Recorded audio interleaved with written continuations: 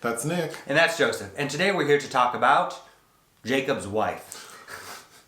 The sophomore film directed by Travis Stevens, which RLJE Films and Shudder will be releasing April 16th, 2021. Premiered just last month at the 2021 South by Southwest Film Festival, which of course was, as almost all of them have been, virtual events. The director, you said it was their first film? Sophomore. Oh, Are you familiar with their first film? Yeah, so are you. What is it? We reviewed it for the Blu-ray release, The Girl on the Third Floor, 2019 film. Is that with the handsome man who's all tattooed? Starring CM Punk. Oh yeah, I thought that movie had some good things in it. Yeah. Well, I also like this movie. Yeah, Travis Stevens might be definitely. I'll be automatically interested in whatever else he does now, I think. Okay, the basic story for Jacob's Wife, which, okay, I'm laughing because the main character's name is Anne, and she's married to a pastor, and I kept saying, what's the pastor's name? But it's Jacob. Jacob. So Jacob's Wife. Not Jacob's Ladder, not Jacob the Liar, Jacob's Wife. Okay, Anne and Jacob have been married for like 30 plus years. Jacob's a pastor. They live like a humdrum life. When we see Anne go to a business meeting with an old flame. They have dinner and then they transition to a gin mill, which they're talking about like real estate developing or something. For the Historical Society, it's going to be made into a rental space and supposed to up the ante for tourism. So when they get there, we find like some coffins, some rats. The gentleman who Anne went with, his name is Tom. Tom Lowe. He gets eaten by rats. Then Anne is attacked by a cloaked figure, which I thought looked like a big bat. So obviously she's been bitten by a vampire. Okay. So Anne starts to act weird. Her husband Jacob notices because Anne was pretty plain and just like a quiet pastor's wife, I guess. But now she's become more assertive. She's dressing a little more seductively. She's changed her hair and her makeup. So Jacob is attempting to figure out what's up with his wife. So he goes to the gin mill where he finds a couple of younger people who look like they're partying or doing drugs. And the opening of the film is Jacob at his church, like at a sermon, and there's a character named Amelia, a younger black woman, who we find out has gone missing. So now that Jacob is at this gin mill searching for answers to why his wife is acting up, Amelia falls from the sky, and so now we see that she has also been like vampirized. And she attacks one of the two people. Jacob and the other person are able to escape. Okay, so Jacob gets home and sees that Anne has killed someone. The neighbor. So he realizes like something's up, and he just saw like Amelia not looking herself. And he finds out that, or they find out that the only way to really help Anne is to destroy the thing that converted her. So the master. So they go back to the gin mill and find the master. And there's a showdown. A first showdown that she's challenged to kill her husband. Instead, she kisses him. Then the master ends up and Anne kills Amelia. Yeah. Which there's a scene about that. Then some more little things happen, which we'll get to. But then the master comes back to their home, trying to get Anne. We find out the master is actually a woman, and the woman was sort of had a similar like housewife lifestyle to Anne, and she had told her like, look, I can make you like your dreams come true. You can be powerful. You can be independent. And Anne is not totally opposed to it, but she's also devoted to her husband, which we'll get into. But before Anne can really make a decision about what she wants to do, Jacob kills the master. With a stake. With a stake. And the end of the film is Jacob and Anne sitting on the couch in their home deciding their next move. And then it looks like they might kiss, but the shot stops with like, it looks like Anne's gonna bite Jacob and Jacob's holding a stake like he's gonna kill her. The end. Very Pritzi's honor, yeah. Yeah. There are a lot of fun moments in the film, creepy moments, a lot of themes and like symbolic things, which I thought were very effective. If you are a fan of Barbara Crampton, this Who's is that? the lead. And Oh, her name. We didn't say her name. I didn't know. no, we didn't say any of the names. Barbara Crampton and Larry Fessenden, which of course those two were the reason that I wanted to watch this. Just seeing them, who also starred in the previous We Are Still Here. But Crampton is a genre stalwart. She was the muse of Stuart Gordon, who, rest in peace, died at the beginning of the pandemic. Stuart Gordon, of course, did Re-Animator, From Beyond. She's also in his Castle Freak, which was a TV movie in '95, which was just remade last year. Kathy Charles, one of the screenwriters on this film, wrote the remake of Castle Freak. Larry Fessenden, of course, he usually, when he's acting, plays like a hillbilly, redneck, weirdo. And he does like art house, Kelly Reichardt, Jim Jarmusch, Rick Alverson films too, a ton of like B-grade genre items as well. But he is a note. I think Kino Lorber put out a really nice Blu-ray set a couple years ago of his first 3 notable films that he directed, like Habit and Wendigo. The Last Winter, I'm also a fan of.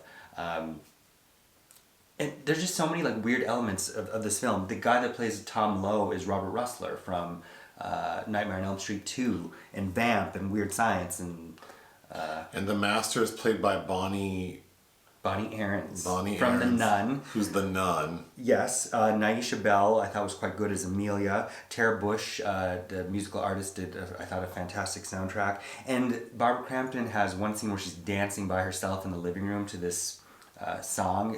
I wrote that down because I thought that song sounded like it could have been like a 2007 Christina Aguilera track. Like, it wasn't bad. It's Jeanette Napolitano Who's that? from Concrete Blonde, who's saying. Oh, isn't that the NSA director? She was previously the Homeland Security Director. Homeland Security. No, it's Jeanette Napolitano. She was the singer with Concrete Blonde, the 90s band with the big hit Joey. I'm not familiar, but that song I thought... I've seen her perform like 3 times when I lived Not with me. When I lived in Minnesota. Oh, well, that's nice. But the song I thought was actually, it's a little dated, but I think it definitely sounds like it could have been a pop hit like 15 years ago. Yes, and CM Punk from The Girl on the Third Floor is Deputy Colton in that one scene. What? Yeah. I missed him. Oh, wow. I also like the sheriff, played by DeVon Johnson, who we've seen. He's in, I think, 3 episodes of Greenleaf as Yusef, if you remember. Oh. Just like such a weird, awesome combination of people and elements that really came together in a cohesive tone that I really liked. I thought Crampton, who I was a fan of before, I think it was just delightful to see her in this. Because other people have tried to bring her back. Like Rob Zombie, she's in Lords of Salem, and she played a Mother Superior, or the Reverend Mother in Little Sister. Adam Wingard's You're Next kind of revamped her a little bit too. Okay. Revamp, I guess the pun is intended. Okay, I'll just go through my notes. There were a lot of fun moments. When Anne is first converted and she's kind of acting strange, and her and Jacob kind of get into a little thing in the kitchen where she says something he doesn't like, and he says to her, "Don't blaspheme." I liked when she first came home, because she came home very late from when Tom got eaten, and she's been bitten, and she takes off her jacket and she's all bloody and she's silent screams. Oh yes, in the bathroom mirror. Very Julianne Moore in the Hours. Mm-hmm. Yeah. So now we see Anne in the grocery store after she's first been converted, and she has like a new haircut, and she's dressed in an interesting little suit. And she stops in the meat section, and she sees like the packs of meat and sticks her finger into one and like eats the blood. And then the butcher is this man like, "Can I help you?" She's like, "Where can I get more of that?" And he's like, "The blood." And then we see her leaving the grocery store with like, the bags you put fish in when you buy them, but it's like filled with blood. I thought that was very funny. I also liked how she's wandering. We see shots of her wandering through the aisles, and she walks past the bread and she like rubs her stomach. Yeah. Then at one point she's at home sort of feeling herself. Oh, it's after she gets the blood, because she then gets home and pours the blood into a wine glass. Mm-hmm. And she's kind of floating around, and she she's moving the furniture around. And I thought that was really well done because we see her pick up this heavy furniture like it's nothing and move it around. And then all of a sudden she has an upset stomach and throws up all the blood. I thought that was funny. All the scenes where someone is killed and they're bit, the blood splatter is like unrealistic. Like in Kill Bill. But it's funny. Like I thought that worked really well.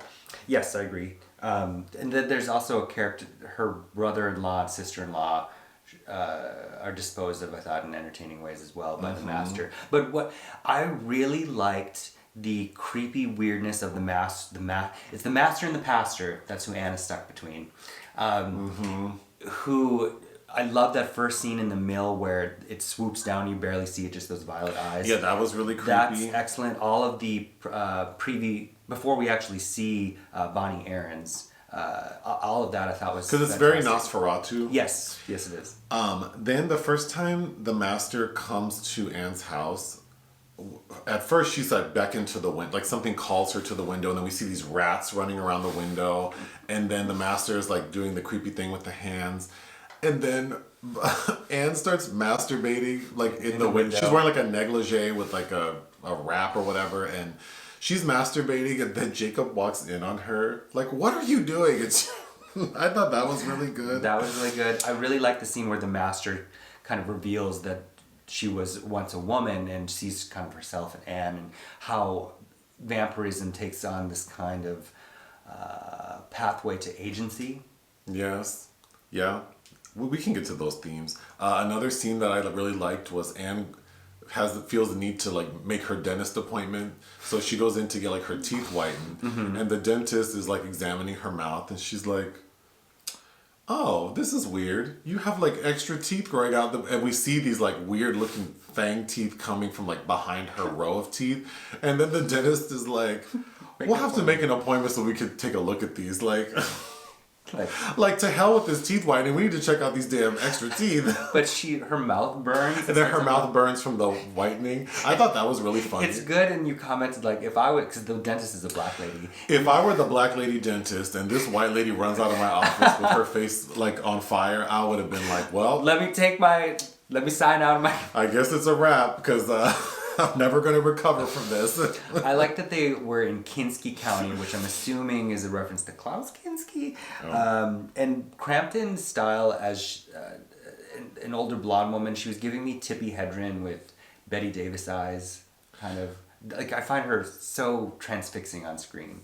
Okay. They realized that Jacob and Anne realized that if she smokes weed, it'll like sort of quell her cravings for blood. I thought that was a fun little thing. It's kind of their one little moment of levity, because that's when they receive a phone call to go check on somebody's mother, and they go over there and there's this dead woman in bed, and they're like, "Oh, thank God!" And they roll her up in the bed or in the rug and carry her out, and there's a scene with a little black girl. That's my last note. So Anne and Jacob have rolled up a body into a rug and are attempting to put it in the trunk of their car when this little black girl comes up like, "What are you doing?"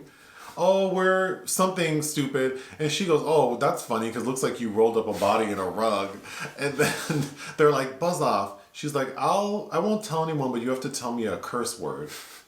So Anne says like, "Fuck off." Mm-hmm. She's like, "I already know that." She's like, "I already know that." I thought that was a really cute scene. It was cute, and I think that the film knows that to make that energy sweet as well, because then as she's pulling off, Barbara Crampton waves at her and going back. And in the beginning, we see Larry Fessenden cutting her off mid-sentence all the time. Mm-hmm. And then in the end... Does that remind you of someone? Towards the end, it was kind of like all this insanity and religious versus good versus evil themes. Like, it comes down to this husband and wife, and he's like, "I apologize for talking over you sometimes," which was really strangely poignant. I think it just gets... Yeah, it took your wife becoming a blood-sucking vampire for you to realize that maybe you need to like sort of try to have equity in this relationship. Right. And then going back to how this is really the only thing that can, I guess, even for women of a certain generation, to shake things up. But the way it uses vampirism also reminded me of like George Romero's Martin, which kind of more or less was remade as The Transfiguration, which Larry Fessenden also appeared in. It's basically about a young, down-and-out young man who pretends he's a vampire, and like. Have I seen that? I don't think so. Oh. They're both good. Anyhow, but just the kind of special energy that lends someone, that they have meaning and power by being undead. A lot of fun themes, a lot of connections can be made. I thought it was a thoughtful story. It feels fresh, which I always appreciate when a screenwriter and a filmmaker, who wrote it? Stevens wrote alongside Kathy Charles, of course, and Mark Steensland. Yeah, like it just felt like some people had a fresh idea and they executed it well. It does have a B feel to it, but I think like they executed it well, and but it doesn't feel cheap.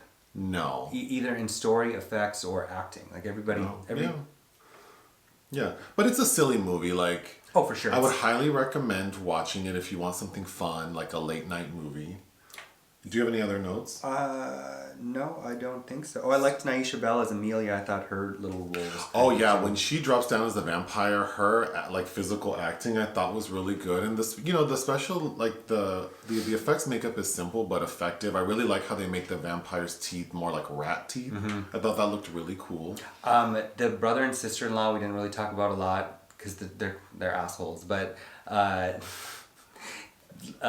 Fessenden, Jacob basically tells his brother, like, I think Anne's having an affair, and blah blah blah. And his brother's giving him tips about like confronting that man and basically beating him to lay off of his wife. But he's like, oh, but what's her name? Carol and I are coming over for lasagna next Thursday, so could you have this wrapped up before then so it's not awkward? Because we don't want to miss.